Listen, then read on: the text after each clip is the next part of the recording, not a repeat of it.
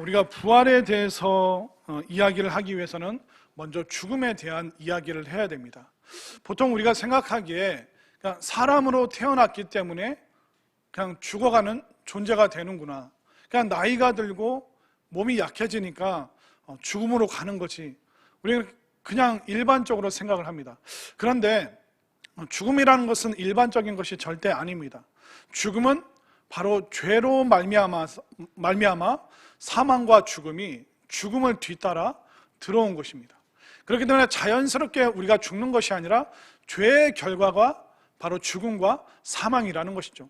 죄로 인해 하나님과 단절되었기 때문에, 생명의 근원이신 하나님과 단절되었기 때문에 우리 육신은 죽음을 경험할 수밖에 없는 것입니다. 그렇기 때문에 어떻게 보면 죽음의 문제가 아니라 죄의 문제라는 것입니다. 죄가 시작이 되어서 사망이, 죽음이 우리에게 들어왔기 때문에 우리는 어떻게 이 죄의 문제를 해결할 것인가, 여기에 집중을 해야 됩니다. 세상의 수많은 종교는 거대한 탑을 세웁니다. 그리고 풍수지리상 좋은 명당을 찾아갑니다. 그리고 좋은 것을 먹어서 사람들은 오래 또 영원히 살 수 있는 그런 미신과 같은 믿음들이 있죠. 그렇기 때문에 우리는 단순히 이 죽음의 문제만 보는 것이 아니라 죄로 인하여 죽음이 왔기 때문에 죄의 문제를 어떻게 해결할 수 있는가, 누가 죄의 문제를 해결하는가, 그리고 죄의 문제를 해결하셨을 뿐만 아니라 능력으로 살아나신 이 예수님을 우리가 왜 믿어야 되는지, 오늘 이 시간을 통해서 다시 한번 부활의 믿음, 또 구원의 능력, 또 새 생명에 대한, 영원한 생명에 대한 소망이 가득 찰 수 있는 복되고 귀한 시간 될 수 있기를 간절히 소망합니다. 자, 우리는 지금 부활의 종교를 믿고 있습니다. 그런데 세상의 타 종교는 죽음의 종교입니다. 기독교와 타 종교의 차이는 뭐냐면 죽음을 어떻게 대하느냐. 세상에 있는 대부분의 종교들은 그 죽음에 대한 절차가 굉장히 복잡합니다. 그러니까 이 죽음의 문제에 대해서 의미를 부여하고 이 죽음을 복잡하게 만들어 놔야지 사람들이 이 죽음에 대해서 새롭게 생각할 수 있기 때문에 대부분의 종교는 죽음의 절차가 상당히 복잡합니다. 여러분들 아마 유교 방식의 제사를 경험하고 또 드려보신 분들이 많이 있죠. 근데 이 유교의 그 죽음의 절차를 보면 한 사람이 돌아가시게 되면 19번의 수많은 절차와 단계들이 있습니다. 그래서 묘를 쓰고, 그리고 그 이후에도 수많은 절차들이 있는데 몇 가지만, 19개 중에서 몇 가지만 알려드릴게요. 이제 묘를 만들고 나서 뭐 사무제, 또 뭐 49제, 여러 가지가 그 앞에도 많이 있는데, 크게는 그분이 돌아가시고 나서 사망 후에 13개월 후에 지내는 것을 소상이라고 하고, 돌아가신 지 2년째 되는 날 하는 것을 대상이라고 합니다. 그리고 이제 유족들이 일상으로 돌아가자는 의미로 27개월째 하는 것을 담제라고 합니다. 담담해지는 시간. 그리고 사망 후 28개월째 하는 것을 이제 길제라고 이야기를 합니다. 그리고 그 이후에 매해 해야 되는 겁니다. 그렇기 때문에 이 유교는 죽음의 절차, 또 대부분의 다른 종교들이 이 죽음의 절차가 상당히 복잡합니다. 그래서 여러분들이 예전에 제사하는 걸 보면 과일을 어떻게 놓고 지역마다 어떤 생선은 쓰고 무슨 붉은 생선은 안 쓰고 굉장히 까다롭습니다. 까다롭게 만들어야지 사람들이 이 죽음에 대해서 두려워하고 더 무서워하고, 그리고 더 의미를 부여하기 때문에 대부분의 종교는 이 죽음의 절차가 굉장히 어렵고 복잡하게 되어 있습니다. 그러나 우리 기독교는 어떻습니까? 우리도 성도님이 돌아가시면 애도의 시간을 갖습니다. 우리가 이별했기 때문에 슬프고 또 서운하기도 하고 또 죄송한 마음이 들기 때문에 우리가 애도를 합니다. 근데 기독교의 장례 절차는 돌아가시고 나면 빈소를 마련하죠. 그리고 조문을 받으면서 그 다음날 관에 모십니다. 그리고 세 번째 날 발인하여 이제 또 운구하게 됩니다. 그래서 기독교의 장례 절차는 그 사회가 규정하고 있는 그 애도의 방식을, 슬픔의 방식을 따르죠. 그런데 기독교에서는 대부분이 그 과도한 슬픔이나 절망적인 용어를 사용하지 못하게 합니다. 왜냐하면 성도의 죽음은 복되다 성경이 말하고 있습니다. 왜냐하면 성도는 죽음으로 끝나는 것이 아니라 이제 하나님 나라로 이사가는 순간이기 때문에. 한번 생각해 보십시오. 누군가가 이 땅에서 10평 집에 살다가 100평 집으로 이사를 갔습니다. 100평 집 다 몇 개씩 갖고 계신가 봐요. 그러니까 왜 기독교에서는 그 과도한 슬픔과 절망에 안 빠지냐면, 우리가 이 땅에서 어떻게 보면 10평짜리, 어떻게 보면 1평짜리 작은 집에서 살다가 이제 하나님 나라, 그 평수와 넓이를 상상도 할 수 없는 놀라운 장소로 우리가 이사를 가게 된 겁니다. 영적으로 또 육신적으로 이사를 가게 된 거죠. 이 땅에서 10평짜리 살다가 어머니가 100평짜리로 이사 가시면 얼마나 기쁘고 좋은 순간입니까? 근데 100평짜리에서 어머니가 살고 계신데 10평짜리 10년 전에 5년 전에 살던 집에 가서 이거 엄마가 여기 자던 방인데, 엄마가 쓰던 이거 문간인데, 아니 엄마가 기쁘게 100평짜리에서 잘 지내고 계신데 그 옛날 10평짜리 찾아갈 이유가 없는 거죠. 여러분들 이사 떠나오고 나서 이사 나왔던 그 집 매해마다 여러분들 기일을 정해서 찾아가십니까? 안 찾아가잖아요. 새 집이고 큰 집이고 좋은 집이면 우리가 헌집에 대해서 많이 생각을 안 하게 되는 것과 똑같은 이치입니다. 그렇기 때문에 우리가 성도 간의 이별, 또 부모님과 헤어지게 되면 슬프죠. 그리고 죄송한 마음이 많기 때문에 애도의 시간을 우리가 분명히 가져야 됩니다. 그러나 믿음의 성도가 이제 하나님 나라로 그 넓고 아름답고 위로받는 곳에서 이제 이사하셨기 때문에 우리는 과도한 슬픔에 빠지지 않는 것입니다. 이처럼 대부분의 종교들은 죽음의 절차가 복잡해요. 왜냐하면 죽음을 숭배하는 종교이기 때문에. 그러나 기독교는 죽음의 절차가 간소합니다. 또 과도한 절망에 빠지지 않습니다. 왜냐하면 우리는 생명의 종교, 부활의 종교, 그것을 믿기 때문에 우리는 그 죽음에 과도하게 집착하지 않는 것입니다. 그리고 이 세상의 대부분의 종교는 죽음을 숭배할 뿐만 아니라 무덤을 숭배하는 종교입니다. 여러분들 공자의 묘가 어디 있는지 아세요? 중국 산동성에 가면 그 곡부라는 도시가 있는데 그 곡부라는 도시 안에 공림이라는 거대한 무덤을 만들어 놨습니다. 공자를 모신 곳이다. 그 사당에서 숭배를 하죠. 그리고 석가모니는 그 무덤이 카릴라 왕국의 미도굴이라는 곳에 안치가 되어 있습니다. 거기도 이제 거대하게 성대하게 아름답게 만들어 놨죠. 그리고 마호멧은 메카에서 태어났지만 메디나에서 죽었기 때문에 그 메디나를 거대한 그 무덤을 만들어서 또 마호멧을 숭배하고 있습니다. 또 이집트와 마야의 피라밋이 어떻습니까? 제국을 호령했던 그 왕들의 어마어마한 무덤이 여전히 위용 높게 세워져 있습니다. 구소련의 레닌, 그리고 중국의 모태동, 베트남의 호치민, 그리고 북한의 김일성과 김정일, 그 시신을 미라로 만들어서 사람들이 정기적으로 방문을 하고 헌화를 합니다. 그 죽은 시신을 숭배하는 것이 오늘날도 남아있죠. 그런데 기독교는 예수님의 무덤이 있습니까? 무덤이 없습니다. 우리는 무덤에 가서 절하지 않습니다. 왜? 예수님은 부활하셨고 살아나셨기 때문에 더 이상 무덤이, 죽음이 예수님 앞에서는 의미가 없는 것입니다. 예수님은 그 죽음을 이기시고 사망을 이기셨기 때문에 생명의 주인이시기 때문에 예수님께는 무덤이 필요가 없는 것이죠. 요한복음 20장 7절 말씀을 한번 볼까요? 이제 옛날 성경을 보면 요한복음 20장 7절에 이렇게 말하고 있습니다. 제가 읽어 드리겠습니다. 또 머리를 쌌던 수건은 새 마포와 함께 놓이지 않고 딴 곳에 개켜 있더라. 자, 예수님의 그 시신에 그 머리를 쌌던 세마포는 그 하얀 천으로 된 수의는 이쪽에 있고, 또 머리를 쌌던 그 수건은 따로 잘 개어져 있더라. 개켜 있다는 게 무슨 뜻입니까? 그대로 접혀 있다, 사용하지 않았다는 뜻입니다. 그러니까 예수님의 얼굴을 덮을 필요가 없는 거예요. 예수님은 죽은 존재가 아니기 때문에 살아나신 존재고 생명의 주인이기 때문에 그 죽음을 상징하는 죽은 사람을 덮는 그 수건은 옆에 그냥 접혀져 있을 뿐이라는 것입니다.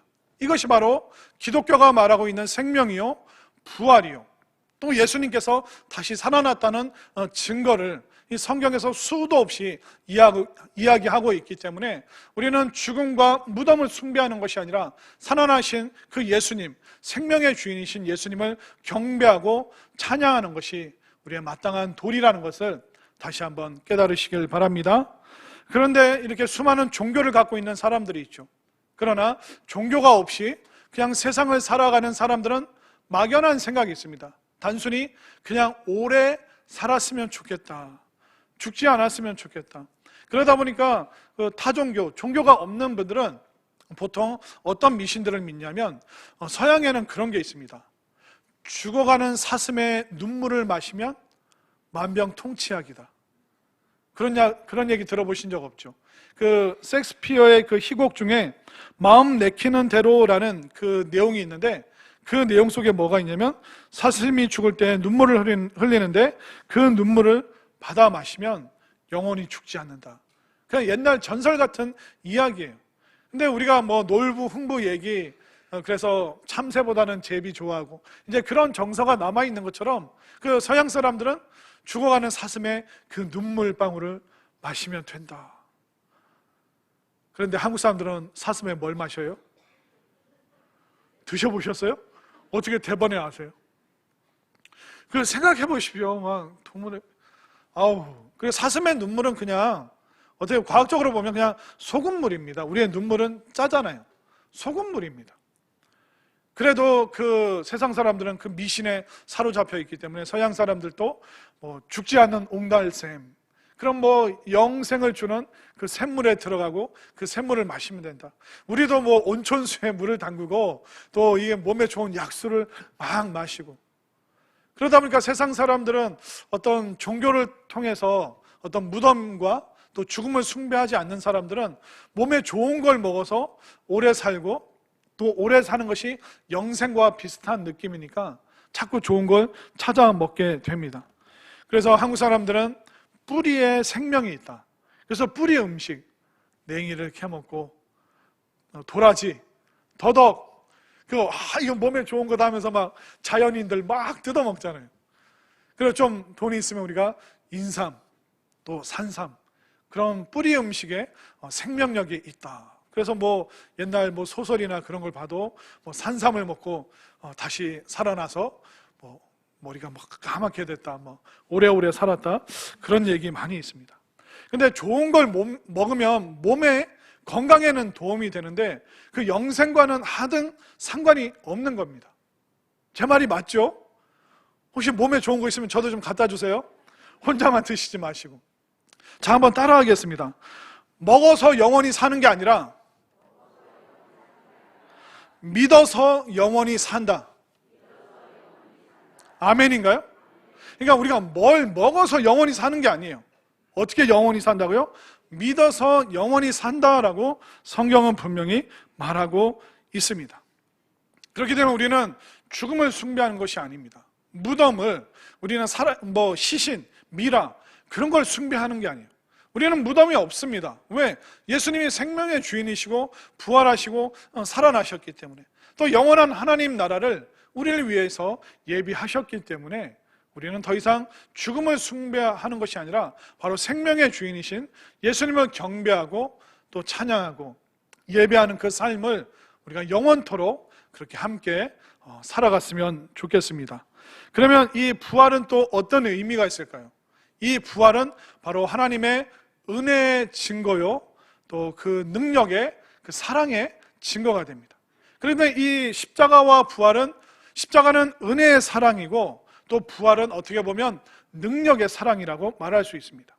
우리가 사랑한다면 그 사랑을 완성하기 위한 능력이 있어야 됩니다. 예를 들어 엄마가 아이를 사랑해요. 아이고 이쁘다, 사랑한다는데 먹을 걸 안 줘요. 그럼 말이 됩니까? 이쁘다, 사랑하다, 귀하다 하는데 학용품도 못 사줘요. 사랑하면 먹일 수 있는 능력이 있어야죠. 사랑한다면 보호하고 지켜주고 후원해 줄 수 있는 능력이 있어야죠. 사랑이 있다면 당연히 거기에는 능력이 따라와야 되는 거예요. 바로 하나님께서 십자가로 우리를 은혜로 사랑해 주셨다면 그 사랑이 부활의 능력으로 죄 사함만 받는 것이 아니라 영원히 사는 그 믿음으로 말미암은 그 영원한 생명을 주시는 그 능력으로 바로 하나님의 사랑이 부활로 완성된다는 것을 여러분들 분명히 깨달으시기를 바랍니다. 그렇기 때문에 우리는 기독교는 또 우리 믿음의 사람들에게 이 죽음에 대한 정확한 해답을 줘야 됩니다. 그렇기 때문에 이 죽음에 대한 답을 주는, 또 죽음으로부터 사람들을 자유케 하는 이 예수님, 또 십자가, 이 부활의 소망을 여러분들 꼭 붙드시고 정말 믿음 가운데 든든히 서 계시기를 바랍니다. 그렇기 때문에 종교의 기본적인 역할이 뭘까요? 사람들을 죽음으로부터 자유롭게 만들어줘야 됩니다. 근데 대부분의 종교는 죽음을 통해서 사람들을 억압하죠. 또 죽음으로 사람들을 위협할 때도 참 많이 있습니다. 결국 유교가 하는 게 뭡니까? 죽은 자가 산 자를 계속 간섭하는 거예요. 죽은 자의 그 모든 무거운 짐을 살아있는 사람들이 그거 다 떠안고 고생을 해야 되는 거예요. 며느리들이, 아내들이, 후손들이 죽은 사람들의 그 모든 것을 떠안고 살아야 됩니다. 죽음이라는 무거운 짐을 지워주고 있는 것이죠. 또 불교는 어떻습니까? 죽음에 대해서 정확히 설명하지 않습니다. 그 공자의 제자들이 공자에게 물어봤어요. 사후세계를 어떻게 생각하십니까? 그랬더니 공자가, 야 이놈아, 지금 살아있는 세상도 다 설명을 못하는데 사후세계를 어떻게 설명하냐? 나 그거 모른다. 그리고 석가모니의 제자들이 물어봤습니다. 당신은 신입니까? 아니, 나는 노력하는 사람이다. 그렇게 대답을 했습니다. 근데 석가모니를 따르는 사람들이 그를 우상숭배의 대상, 또 신적인 존재로 만들죠. 그렇기 때문에 이 불교는 죽음에 대해서 어떻게 설명하냐면, 다음에 사람이 잘못 살면 벌레나 동물로 태어난다. 이 죽음으로부터 사람들을 자유롭게 만들어주질 않습니다. 또 여러분들이 수학여행 때나 아니면 단풍놀이 가면 이건 산에 가면서 또 산 안에 절이 있지 않습니까? 그럼 여러분들 대웅전을 들어가서 문을 열고 한번 보십시오. 거기 누가 앉아 계십니까? 부처님이 앉아 계시죠. 어떤 얼굴로? 흉내가 잘 안 되네요. 절에를 잘 안 다녀봐서. 빙긋 웃고 있죠. 근데 그 미소가 무슨 뜻인지 아세요? 네 알아서 잘해. 나 잘 몰라. 여기까지 오느라 수고했어. 근데 나 잘 몰라. 죽음에 대해서 나 잘 몰라. 그냥 어색하니까, 멋쩍으니까 미소 짓고 앉아 있는 거예요. 세상의 모든 종교는 이 죽음으로부터 사람들을 자유롭게 만들어 줄 수 없습니다. 왜냐하면 이 죄의 문제를 해결을 못하기 때문에 인간이 노력한다고, 애를 쓴다고, 선행을 한다고 해서 이 죄의 문제가 해결받지 않습니다. 우리가 선행, 좋은 거죠. 근데 선행 이면에 있는 악행이 얼마나 많습니까?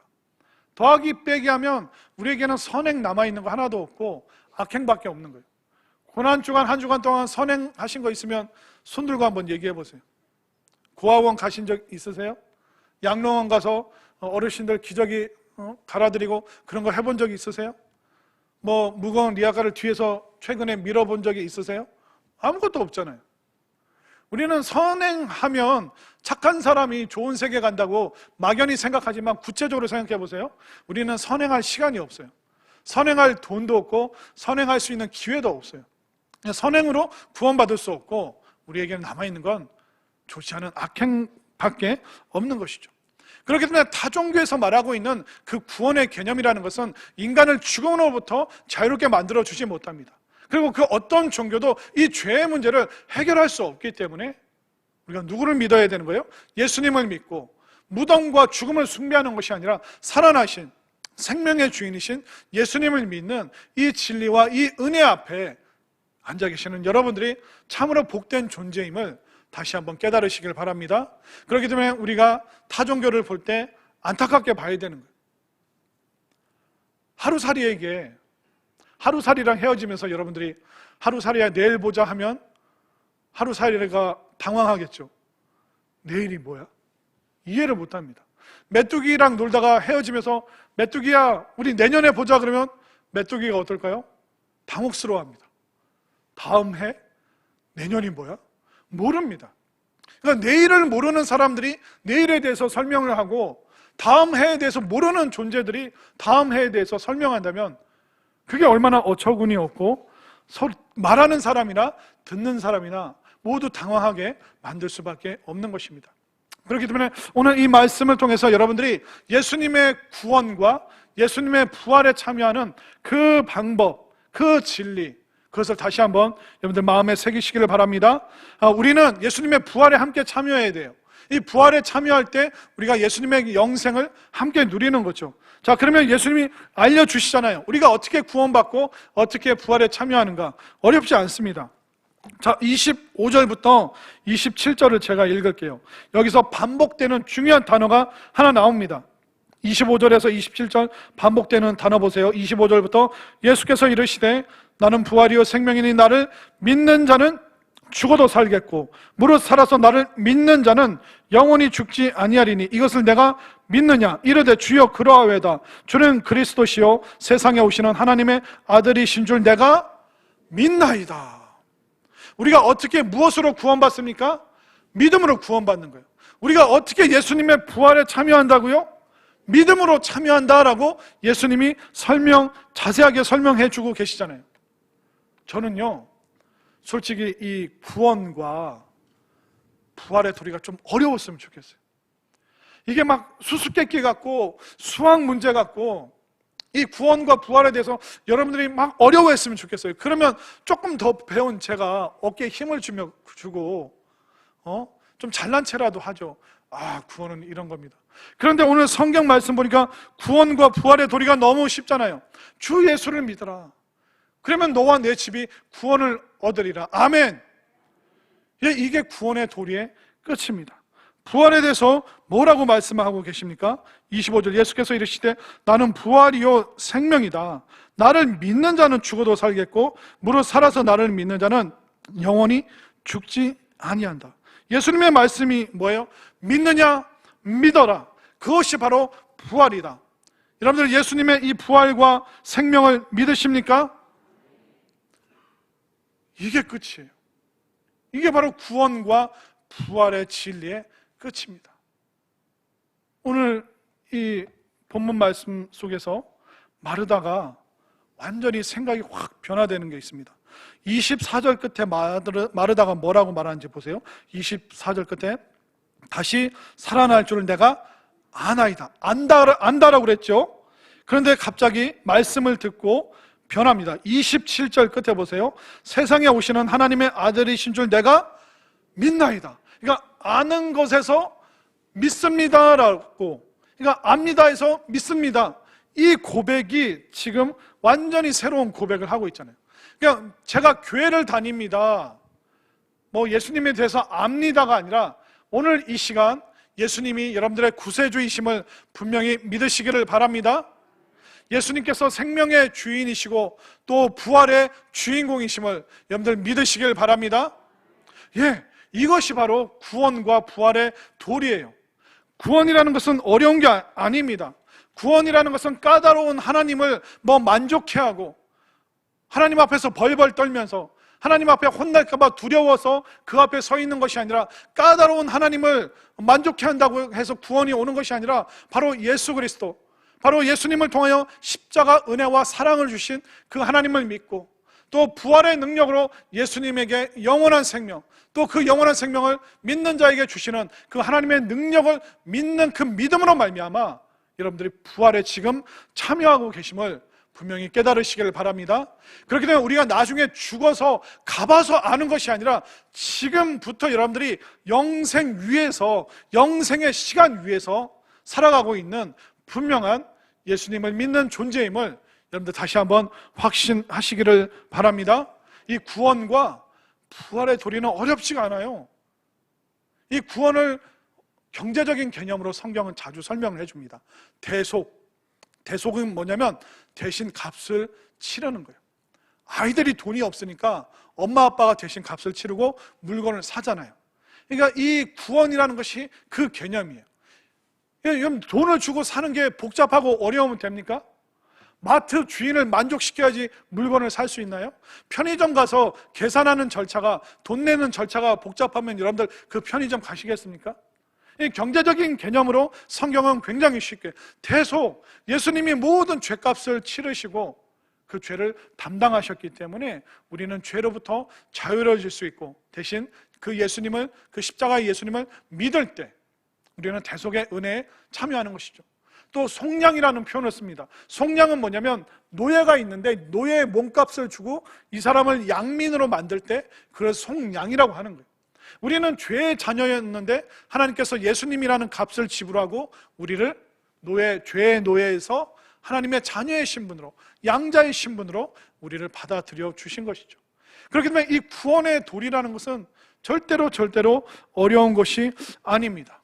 주 예수님을 믿고 부활의 주님을 믿을 때 바로 그 구원이 나의 구원이 되는 것이고, 예수님의 그 부활의 생명이 나의 생명이 되기 때문에 이 예수님만 바라보고 예수님 사모하고 예수님 의지하고 예수님만 경배할 수 있는 우리 모두가 될 수 있기를 간절히 소망합니다. 그러면 이렇게 우리가 영생 위에 올라왔죠. 영생의 시간을 이미 우리는 살고 있는 거예요. 그러면 우리가 어떻게 해야 됩니까? 우리가 살아있는 동안 이 영생의 삶을 누리고 또 나누고 기뻐하는 것, 이것이 바로 우리의 본분이라는 겁니다. 여러분들이 아이를 낳는데 아이가 세상을 살면서 본인에게 주어진 시간을 막 주눅들어서 나는 못해요, 나는 안 해요, 나는 할 줄 아는 게 없어요. 애가 주눅들어서 삶을 누리지 못하면 얼마나 속상합니까? 근데 아이가 엄마 나 뭐 공원에 데려다 주세요, 나 산에도 가보고 싶고 바다에도 가보고 싶어요. 그래서 아이가 장성해서 어머니 저 해외여행 좀 다녀오겠습니다. 그러면 어떻습니까? 다녀오라고 견문을 넓히고 넓은 세상을 보고 와. 갔다 와. 아이가 이 삶을 누리고 향유하면 엄마 아빠 입장에서 얼마나 뿌듯하고 좋습니까? 우리가 지금 영생으로 부활의 생명으로 올라와 있는데 이 삶을, 우리가 이 믿음의 삶을 못 누리고 주눅들어 있고 못한다고 그러고 기도 못한다고 그러고 예배 못한다고 그러고 계속 못한다고 그러면 우리 주님 입장에서 얼마나 마음이 답답하고 속상하실까요? 그렇기 때문에 우리에게는 이미 승리가 있는 거예요. 이미 우리에게는 하나님께서 놀라운 유업을 마련해 주신 거예요. 그렇기 때문에 여러분들이 이 부활의 생명을 이 땅에서부터 여러분들 누리시게 되기를 간절히 바랍니다. 그렇기 때문에 기도할 때도 좀 더 힘있게, 또 교회 올 때도 여러분들 좀 힘차게 이렇게 걸어오지 마시고, 오늘부터 여러분들 예배당 나오면 어떻게 걸어야 돼요? 로마 병정처럼 막 이따 악수할 때 한번 볼 거예요. 여러분들 어떻게 걸어 나오시는지. 이 생명을, 이 영생을, 이 부활의 기쁨을 여러분들 누리십시오. 또 이것을 가족과 이웃과 친구들과 여러분들 나누시게 되기를 바랍니다. 죽음으로 모든 것이 끝난다면 얼마나 허망합니까? 내일 죽음으로 끝나면 아무것도 없으면 오늘 열심히 사는 게 무슨 의미가 있어요? 그러나 이 땅에서의 삶이 바로 영원한 삶으로 이어지기 때문에 오늘 우리가 생명력 있게 또 기쁨과 감사로 이것을 막 나누고, 잠시 어려울 수 있죠. 이 땅 살아가면서 어렵고 고난이 있지만 거기에 굴복하지 않기로, 또 때로는 몸이 약하고 질병이 있지만 그것 때문에 우리가 우울감에 빠져들지 않기로 끊임없이 우리가 결단하고, 우리 믿음의 사람들이 서로 격려하고 응원할 때 우리가 이 땅 살아가면서 이 부활의 생명과 이 부활의 기쁨, 이 부활의 감격 가지고 오늘 또 영원토록 승리하는 우리 모두가 될 수 있기를 간절히 소망합니다.